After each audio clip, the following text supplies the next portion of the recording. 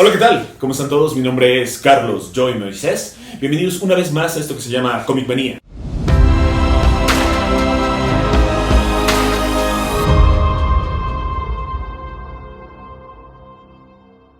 Y continuamos con esta larga jornada de los orígenes de los Guardianes de la Galaxia. En el caso de Drax también es un poquito complicada su historia, porque su historia, su origen y su razón de ser está ligada directamente al personaje de Thanos. Como todos ustedes saben, el personaje de Thanos, al igual que Drax el Destructor, hace su primera aparición en Iron Man número 55. Ahí es donde descubrimos que Thanos es miembro de una raza llamada los Eternals. Todos ustedes ya vieron la película y básicamente tienen la idea. Los Celestiales crean a los Eternals, crean a los Deviants. Es un poco diferente en los cómics. Algo que sucede con los Eternals es que hay diferentes tribus. Hay una tribu en la Tierra, unos se van a colonizar Urano y otros se van a colonizar la luna de Júpiter llamada Titán. El por qué hay todas estas separaciones tiene una razón bastante larga.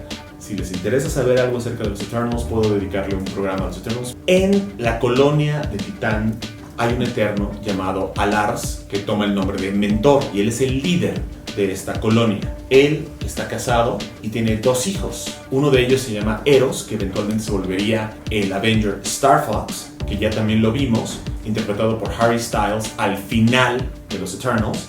Y su otro hijo es Thanos. Y tanto como Eros es todo amor y todo positivismo y toda benevolencia, Thanos es total putrefacción y muerte. Alars decide que tiene que buscar una manera de detener a su hijo Thanos y decide crear un guerrero cuya misión es destruir a Thanos. Antes de aterrizar en la Tierra, Thanos decide explorar un poco la Tierra para saber dónde podría estar, dónde se podría esconder, contra quién se tendría que enfrentar. Al hacer eso, sin querer pasa muy cerca de un auto que tiene 3 pasajeros, un padre, una madre y una niña, la familia Douglas. Thanos decide matar a esta familia. En caso de que hayan visto su nave, no lo vayan a delatar.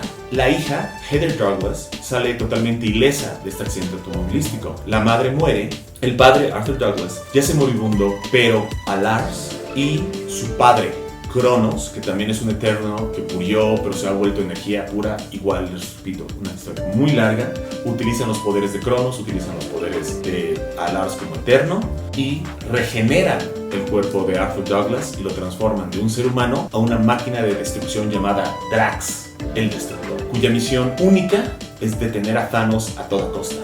Su hija, Heather Douglas, después de escapar de este accidente, no sabe que su padre se ha transformado en Drax. Ella es recogida por los sacerdotes de Pama. Otra historia larguísima. Los sacerdotes de Pama son miembros de los alienígenas Kree que terminan en la Tierra escondidos de otros Kree que son más bélicos. En cambio, los sacerdotes de Pama son personas mucho más tranquilas y pacíficas. Ellos recogen a Heather Douglas y la van entrenando poco a poco para que ella vaya mejorando y creciendo sus habilidades cerebrales hasta volverse una gran telépata. Curiosamente, los sacerdotes de Pama también recogen a otra niña, vietnamita, una niña abandonada, y a ella, en vez de entrenarla en habilidades mentales, le entrenan en habilidades físicas y la hacen una de las mejores artistas marciales de todo el universo Marvel. Este personaje, aunque no lo crean, es Mantis. Ella, después de alejarse de los sacerdotes de Pama, se vuelve una prostituta en Vietnam, donde conoce al espadachín, uno de los maestros de Hawkeye, que en algún momento fue un Avenger para traicionar a los Avengers y luego se volvió un villano recurrente de los Avengers y del Capitán América. Resulta que el espadachín se enamora de Mantis y ella lo convence de regresar a los Estados Unidos y volverse parte de los Avengers. Y ellos dos se vuelven parte del equipo de Avengers. Y curiosamente en ese momento es cuando empieza la saga de la Madonna Celestial, que es cuando Kang en el futuro se entera que una chica que está con los Avengers eventualmente será la madre de un gran guerrero que podrá derrotar a cualquier ejército. Y Kang decide que él va a ser el padre de este niño y tiene que buscar a la Madonna Celestial. Las 3 candidatas son la Bruja Escarlata, uno de los personajes más poderosos, Moondragon, que tiene los poderes mentales más hábiles de todo el universo Marvel, segundo solo es la Profesora X, y finalmente Mantis, que es una ex prostituta artista marcial. Y curiosamente, Steve Englehart, siendo un personaje que le gusta mucho la ironía, la Madonna Celestial termina siendo Mantis. Es súper confuso y créanme, se pone aún más confuso. Más adelante descubrimos el origen de Mantis. Ella es la hija abandonada de un villano llamado Libra, que es ciego y que tiene poderes de premonición. misión, que es parte de un grupo llamado el Zodíaco. Son 12 villanos, es una larguísima historia, y descubre que su misión como la Madonna Celestial, según deciden los sacerdotes de Pama, es casarse con una planta con conciencia llamada los Cotati. Los Cotati eran unas plantas humanoides que vivían en el planeta de los Kree. Eventualmente, la gran mayoría de los Kree bélicos mataron a todos los Cotati. Los sacerdotes de Pama agarraron a los últimos Cotati y se los llevaron a la Tierra para que crecieran. Uno de estos Cotati, el último Cotati, posee el cuerpo del espadachín. El espadachín que estaba muerto, salvándole la vida a Mantis después de un ataque de Kang. El Cotati revive el cuerpo del espadachín y termina casándose con Mantis. El Giant Size Avengers número 4, Immortus, una de las versiones futuras de Kang, termina casando a Mantis con el espadachín. Después de casarse con el último Cotati, Mantis tiene un hijo, se vuelve verde y termina en el espacio siendo pareja del Silver Surfer. ¿Qué pasó con el espadachín? Nadie sabe. Después de tener algunas aventuras con el Silver Surfer, ese cuerpo verde muere y descubrimos que como ella tuvo una comunión con una planta, ella puede mandar su conciencia a diferentes plantas y crear nuevos cuerpos. Su cuerpo verde muere y retorna a su cuerpo humano dentro de la Tierra y tiene unas aventuras con los Cuatro Fantásticos. Y en eso Steve Englehart, el creador de Mantis, tiene problemas con Marvel otra vez, se aleja y deja la historia otra vez a medias. Lo mismo que pasó con Star-Lord, lo mismo sucede ahora con Mantis. Y Mantis desaparece por años, hasta que aparece en Annihilation Conquest Star-Lord, donde se volverá parte del grupo de Guardianes de la Galaxia. Y muchos de ustedes se preguntarán, ¿y qué pasó con Moondragon? Otra de las candidatas para ser la Madonna Celestial y la hija de Drax the Destroyer. Pues bueno, resulta que ella empieza a utilizar sus poderes mentales para tomar control de un planeta y hacerlo una utopía y volverse ella una dictadora. Cuando esto lo descubre Drax, le informa a los Avengers van a este planeta para detener a Heather. Drax se enfrenta contra su hija y su hija, enojada contra él, y le manda toda su energía telepática y lo deja en un estado vegetativo y el personaje muere. Mucho tiempo después el personaje cobra vida de nuevo, siendo que no es un ser humano real, es un ser sintético creado por dos eternos, pero no midieron los efectos de lo que le hizo Heather y lo deja con un tipo de retraso mental donde ya no tiene la mentalidad de un hombre mayor, sino de un niño pequeño con un cuerpo gigantesco. Entonces tiene todo el poder que te puedas imaginar, pero su nivel de raciocinio es mucho menor y básicamente lo empiezan a utilizar como un personaje muy poderoso, pero muy bobo. Curiosamente muy similar a Drax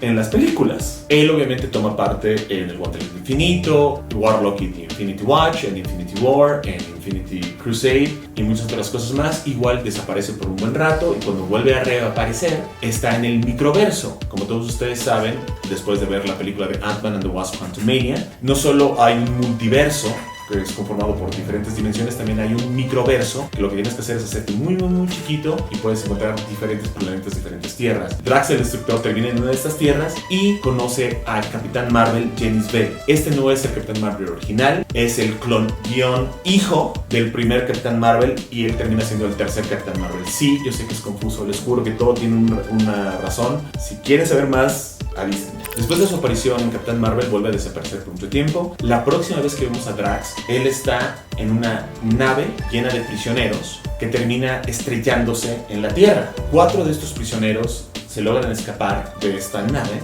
y deciden matar a todo lo que se mueva y esté a su alrededor. Drax decide que va a defender a esta ciudad de Alaska que está siendo invadida por estos alienígenas y estos alienígenas terminan matando a Drax. Pero repito, él no es un ser humano de verdad, es un ser sintético creado por Eternos. Entonces, después de que su cuerpo muere, nace de ahí un nuevo cuerpo. Este cuerpo no es tan físicamente masivo, es un poquito más delgado, un poquito más marcado, tiene las marcas rojas por primera vez en su cuerpo y es mucho más astuto, mucho más ingenioso y sin duda muchísimo más salvaje y logra detener a estos 4 alienígenas que están invadiendo esta tierra, pero eventualmente otro transporte de esta prisión llega y se lo lleva otra vez al espacio. Y ahí es donde él será parte de este crossover llamado Annihilation, hace su primera aparición después de muchísimo tiempo en el cómic de Nova y eventualmente será parte de los Guardianes de la Galaxia durante Annihilation Conquest. Otro personaje que nunca ha aparecido en el MCU se llama simple y sencillamente Bug o Insecto. ¿Por qué no ha aparecido? Bueno, es que es muy difícil utilizar a este personaje, ya que los derechos de este personaje están intermezclados con los derechos de otros personajes llamados los Micronautas. Los Micronautas fue un cómic que salió a finales de los 70s, principios de los 80s, igual escrito por Bill Mantlo, el creador de Rocket Raccoon. Los Micronauts es una línea de juguetes creados por Mego. Mego y Marvel hacen un contrato de licencia y por un tiempo, un largo tiempo, Marvel tiene el derecho de utilizar los nombres de sus personajes, el nombre de la línea Micronauts, para crear cómics. Y en ese entonces lo que Marvel hacía lo hizo con Rom, que también fue una licencia, con Godzilla, que también fue una licencia, y lo hacen con Micronauts, es que estos personajes comparten aventuras con los héroes de Marvel, lo cual termina siendo un poquito dificultoso, porque ya cuando pierden los derechos de estos personajes no pueden reimprimir estos cómics donde los personajes interactuaron con los héroes del universo Marvel. Como sucede con X-Men and the Micronauts, donde los X-Men conocen a los Micronauts, pues ya esa historia nunca puede ser reimpresa, ya que no tienen los derechos de la licencia de los Micronauts. Y lo que termina sucediendo es que como son muchas historias las que les gustaría a Marvel seguir utilizando y son muchos personajes que ellos crearon y tienen la propiedad de interactuar sobre ellos, quieren utilizarlos en todos los medios posibles. Pero desafortunadamente, después de que la compañía Mego cerró, hay muchos problemas con la licencia. Intentaron traer a los Micronauts en un cómic de cable. Después a Bug le dieron su propio cómic para tratar de generar un poco de interés en él. Y también hace una aparición en el cómic de Captain Marvel, igual en el microverso. Y ahora su equipo no se puede llamar los Micronauts, pero los pocos personajes de los que todavía conserva los derechos Marvel los utiliza en este cómic y le pone el equipo The Microns. Honestamente, yo jamás he sido fan de Bug por la simple y sencilla razón de que después de decir cada una o dos palabras dice la palabra Tick. Dice, hola Tick, ¿cómo estás Tick? Y cada vez que estoy leyendo sus textos y veo el Tick, o sea, pierdo la paciencia. Eventualmente este personaje se vuelve parte de los Guardianes de la Galaxia. Su primera aparición después de muchísimos años fue en Annihilation Conquest Star-Lord. No aparece el resto de su equipo de los Micronauts, pero solo aparece él, ya que él es un personaje totalmente creado por Bill Mantlo. Vamos con uno que ya apareció muchas veces en el MCU, que nunca ha sido parte de los Guardianes de la Galaxia. Y obviamente me refiero nada más y nada menos que a Nebula. Nebula hace su primera aparición en Avengers número 257. Ella es una pirata espacial que finge ser la nieta de Thanos y quiere robarse la nave espacial Santuario 2 de Thanos, que es una nave espacial gigantesca llena de armamentos. Y ella dice, bueno, es mi legado siendo que soy la nieta de Thanos. Más adelante descubriremos que efectivamente no es la nieta de Thanos ni está relacionada a Thanos de ninguna forma en el cómic de Infinity Gauntlet, donde él la captura y empieza a torturarla nomás para divertirse. Claro, después de que ella hace su primera aparición en Guardianes de la Galaxia Volumen 1, todo esto fue cambiado y modificado, donde ahora ya las dos son hijas de Thanos y las dos tienen un pasado con Thanos y etcétera, etcétera, etcétera. Pero originalmente no era así. Pero una de las cosas que le gusta hacer a los cómics de Marvel es tratar de alinear todo lo que ocurre en el MCU con lo que ocurre en los cómics. Después de su aparición en Infinity Gauntlet, Nebula vuelve a aparecer en el número 69 de Silver Surfer, donde descubrimos que después de haberle quitado a Thanos el guantelete infinito y ponérselo y perderlo, tanto poder la deja catatónica, tanto así que queda totalmente muda, encarcelada y no sabe qué hacer. Uno de sus secuaces la logra librar de prisión, la lleva con un doctor que le hace ciertas modificaciones cibernéticas para que ella recupere la conciencia y vuelva a ser la Nebula que era antes. Y esta es la primera vez que el personaje de Nebula empieza a tener aditamientos cibernéticos muy parecidos a lo que veríamos en la actriz Karen Gillian en la película de Guardianes de la Galaxia. Su próxima aparición fue en el cómic de Secret Defenders número 10, donde igual pasa sin pena ni gloria y después el personaje desaparece por años hasta que vuelve a aparecer en el cómic de Annihilation Ronin, donde es aliada de Gamora en el grupo de guerreras que Gamora lidera, que se llama The Graces. Y como les estaba mencionando, después de su aparición en el MCU, tratan de unir a Gamora y a Nebula y que tengan un origen en común. Lo que yo les acabo de explicar fue la historia que yo conocí y después todo cambió y todo se modificó después de sus apariciones en el MCU. Es volvió tan popular gracias a sus apariciones en las cintas de los Guardianes de la Galaxia, que le dieron su propio título. Ahora nos vamos a un personaje que tuvo un papel muy protagónico en esta última película de Guardianes de la Galaxia Volumen 3 y me refiero a Cosmo, el perro espacial.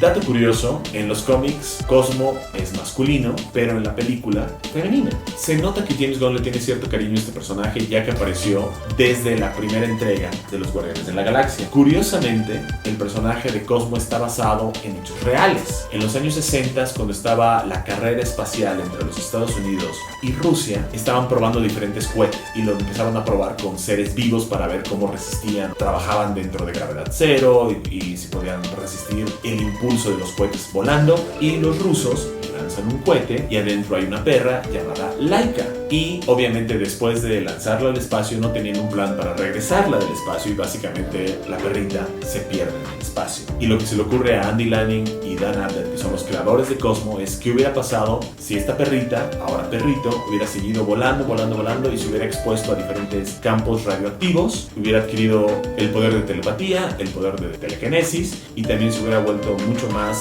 longeva, hubiera aterrizado en un mundo extraterrestre y ¡boom!, se volvería Cosmo, el perro espacial. Su primera aparición fue en el cómic de Nova número 8, donde aparece junto al planeta Nowhere, que en realidad no es un planeta per se, pero es la cabeza de un celestial difunto donde muchas personas viven. Este planeta Nowhere en los cómics se volverá el cuartel de los Guardianes de la Galaxia, y curiosamente en las películas también es un lugar muy importante al que recurren los Guardianes múltiples veces, y en la tercera entrega se vuelve el cuartel y hogar oficial de los Guardianes de la Galaxia. Y claro, Cosmo se vuelve parte de este equipo. También en esta película vimos a unos seres que asisten al alto evolucionador llamado los Recorders. Curiosamente, estos personajes sí existen en los cómics, pero no son seres vivos con pedazos cibernéticos en su cráneo o en su cuerpo. No.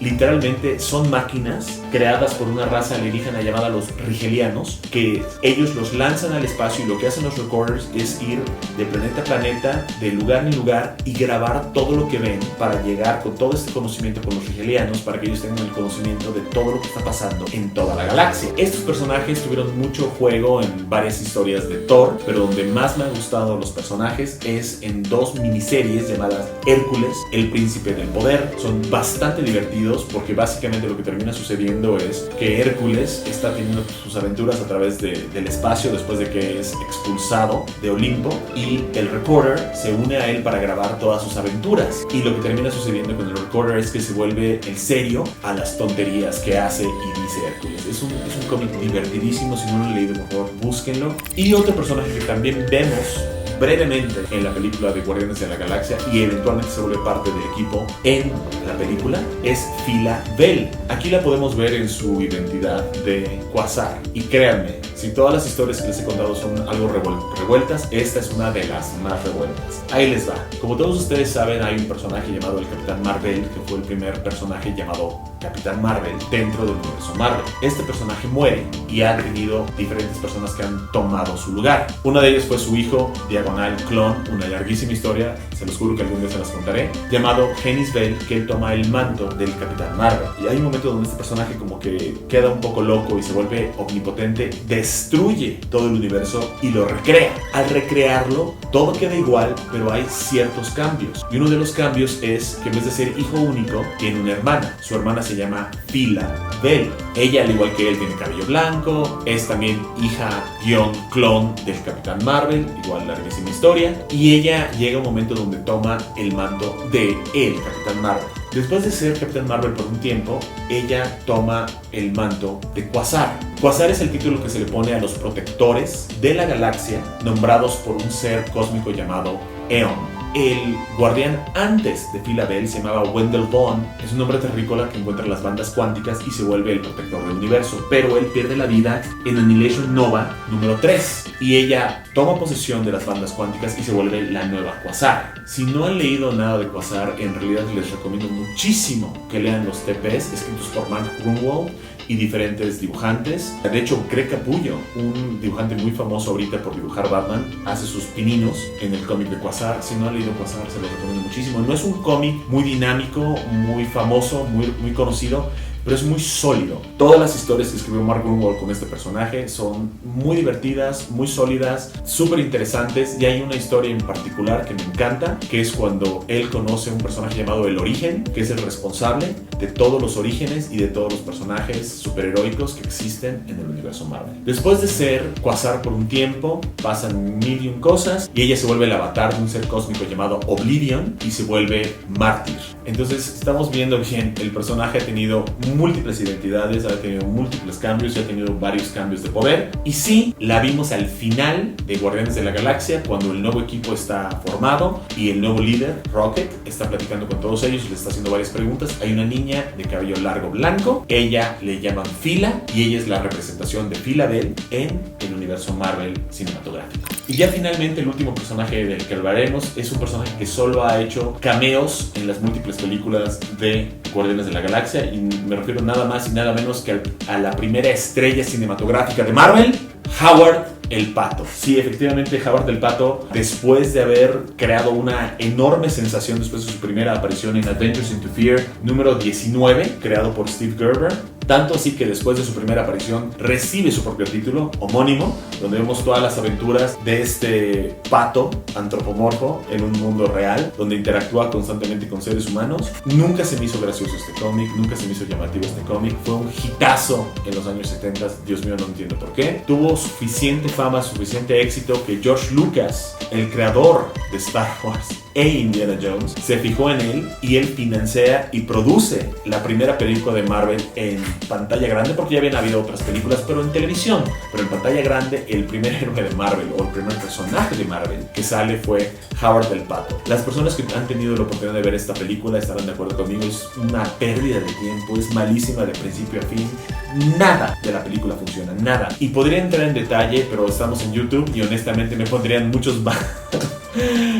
problemas si especificaría por qué esta película no es apta para ningún público. Es malísima. Y curiosamente Steve Gerber, el creador de Howard the Duck, empieza a tener muchos problemas con Marvel, porque la gente de Marvel no le quiere dar no solo el crédito que él se merece por haber creado al personaje, no le quiere dar el dinero que él merece por haber creado al personaje, y ahora el personaje está en diferentes medios. Entonces, como Marvel no quiere compartir con él todo lo que pagaron de licencia por el personaje para salir en cine, empieza un juicio de Steve Gerber en contra de Marvel, y una de las cosas que él utiliza para financiar esta demanda es crear un personaje que se llama Destroyer Duck, junto con Jack Kirby, otro gran creativo de Marvel, que también tiene muchos problemas con Marvel por mil y razones. Entonces ellos sacan este cómic llamado Destroyer Duck, que básicamente lo único que trata de hacer es burlarse de Marvel, agredir a Marvel y tratar de que le devuelvan los derechos de Howard el Pato a Steve Gerber. El personaje desaparece por muchísimos años, como ha sido algo común entre todos los personajes de los que he hablado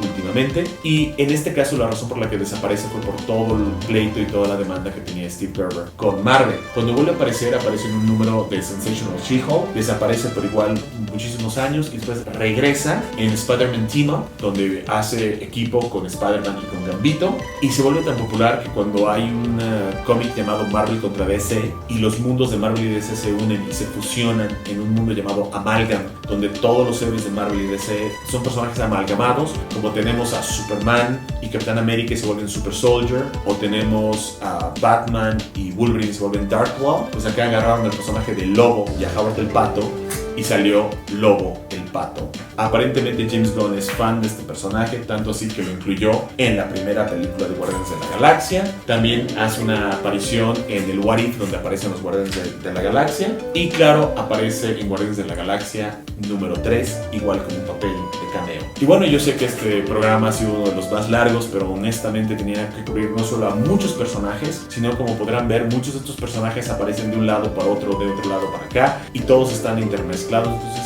ha sido un poquito difícil hacer este programa y tratar de que sea coherente, pero hice todo lo posible. Les prometo que cuando hable acerca del primer equipo llamado Guardianes de la Galaxia, que son los que se encuentran en el futuro, como todo sucede dentro del cómic de Guardianes de la Galaxia, todos fueron creados para el cómic, todos tienen su primera aparición en el cómic, y cada vez que hay un nuevo personaje siempre aparece del cómic y no tiene un pasado. Es muchísimo más fácil relatarles esa historia. Pronto tendremos el video listo para que todos ustedes lo vean y lo disfruten. Y hablando de eso, les doy las gracias por darnos todo el apoyo que nos han dado hasta ahorita. Muchísimas gracias a todas las personas que nos han comentado video con video. Y también me gustaría decirles que si están disfrutando de los videos, están disfrutando del canal, por favor denle like a los videos, que eso nos ayuda muchísimo. Por favor suscríbanse y si tienen chance, por favor compartan los videos. Y recuerden, si tienen dudas, comentarios, lo pueden hacer en todas nuestras redes sociales. Estamos en Twitter, estamos en TikTok, estamos en Facebook, en Instagram y sin duda también estamos aquí en YouTube. Estamos leyendo todo lo que ustedes nos envíen. Por favor coméntenos. Todos nos pueden encontrar como Comicmanía MX en todas nuestras redes sociales. Muchísimas gracias por apoyarnos, muchísimas gracias por estar con nosotros en esta aventura llamada Comicmanía. Mi nombre es Carlos Joy Moisés y nos vemos próximamente.